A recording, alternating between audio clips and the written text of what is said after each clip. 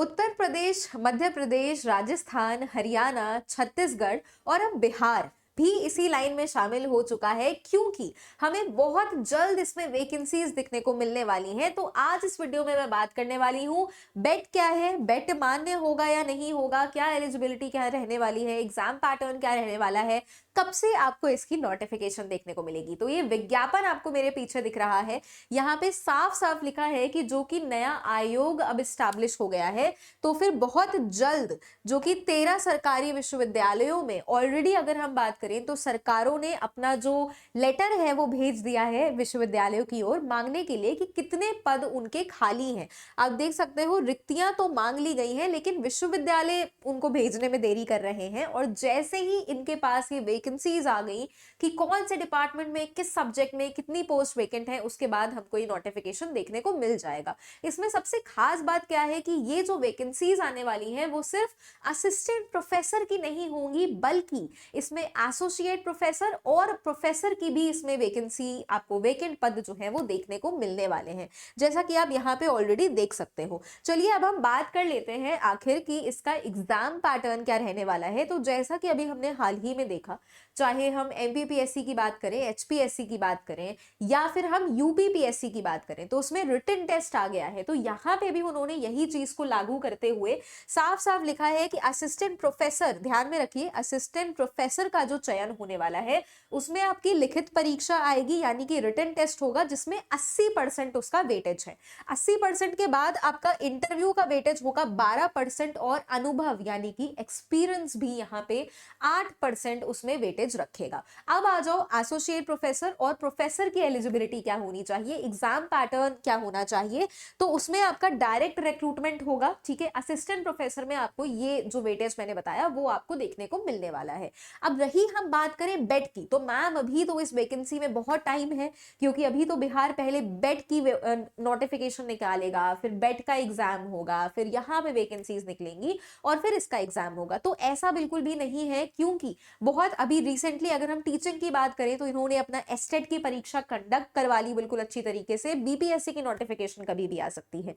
तो सिमिलरली अगर हम बात करें तो बेट का भी नोटिफिकेशन बहुत जल्द आउट हो जाएगा। और आपको तो ये ध्यान में रखना है, क्योंकि अगर हम असिस्टेंट प्रोफेसर एग्जाम की एलिजिबिलिटी की बात करते हैं तो आपके पास मास्टर्स तो होना ही होना चाहिए 55% मार्क्स से, आपके पास नेट सेट स्लेट क्वालिफाइड होना चाहिए, या फिर आपके पास पीएचडी होनी चाहिए। तो अगर आपके पास ऑलरेडी पीएचडी की डिग्री है, अगर आपके पास ऑलरेडी नेट है, तो आप ऑलरेडी इसके लिए एलिजिबल हो, ठीक है। तो फिर बेट की कोई आवश्यकता ही नहीं है आपको। लेकिन अभी जैसे कि हमने बात करी, यहां पे भी लिखा हुआ है कि 31 दिसंबर तक हमको रिक्तियों यानी कि जो वेकेंट पोस्ट है उसकी हमको नोटिफिकेशन मिल जाएगी, और पूरा का पूरा ऑफिशियल जो विज्ञापन होगा वो जनवरी 2025 में लागू हो जाएगा। तो इसका मतलब है जनवरी 2026 में विज्ञापन आएगा, यानी कि इसका जो परीक्षा होने वाली है वो भी फरवरी मार्च 2026 तक जाएगी।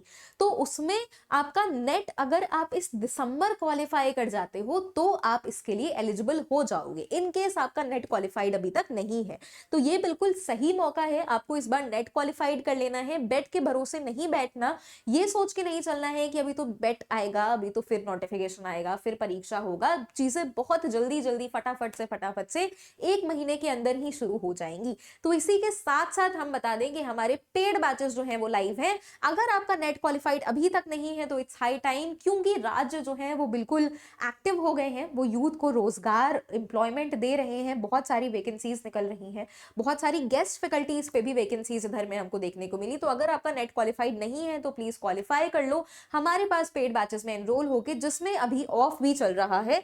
एक बारी मैं आपको बता देती हूँ कि हमारे बैचेस जो है वो नेट जेआरएफ के लिए तो लाइव है ही, लेकिन जितने स्टूडेंट्स हमारी यूपीपीएससी यानी कि यूपी के असिस्टेंट प्रोफेसर भर्ती के लिए प्रिपेयर कर रहे हो तो उनके लिए भी बैचेस हमारे लाइव हैं। आप गूगल पे आ जाना, come2adda247.com, ऑल कोर्सेज पे आके आपको आ जाना है यूजीसी वाले सेक्शन पे। अब आपको सारे मेगा पैक्स दिख जाएंगे, हर सब्जेक्ट के बैचेस दिख जाएंगे। यहाँ पे यूजीसी नेट दिसंबर का भी बैच है जो आप बहुत कम प्राइस में अवेल कर सकते हो।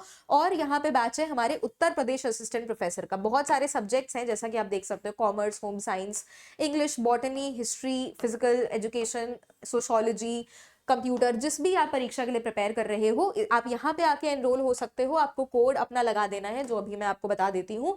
लेकिन अगर जैसा मैंने बोला आप दिसंबर के लिए प्रिपरेशन कर रहे हो, यानी कि जो पेपर आपका होने वाला है, तो उसके भी बैचेस हमारे लाइव हैं। आप इस तरीके से यहाँ पे एनरोल हो सकते हो। मान के चलिए आपका ज्योग्राफी सब्जेक्ट है, तो आपको कूपन कोड अपना लगा लेना है मैक्सिमम डिस्काउंट के लिए YT20।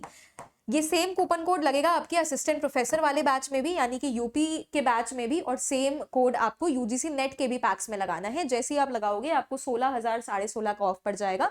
4,200 में आपको ये पूरा का पूरा मेगा पैक पड़ जाएगा। तो इस तरीके से आप हमारे बैचेस में एनरोल होके अपना नेट JRF तो क्वालिफाई कर ही लो। अगर आपका नेट ऑलरेडी क्वालिफाइड है तो प्लीज JRF में ध्यान दीजिए। अगर आप JRF के लिए प्रिपेयर कर रहे हो तो मेरी एडवाइस ये है, पेपर 2 के साथ पेपर 1 को भी इक्वली इंपॉर्टेंस देना है, क्योंकि JRF आपका रुकता है पेपर 1 में लैक ऑफ कंसंट्रेशन की वजह से।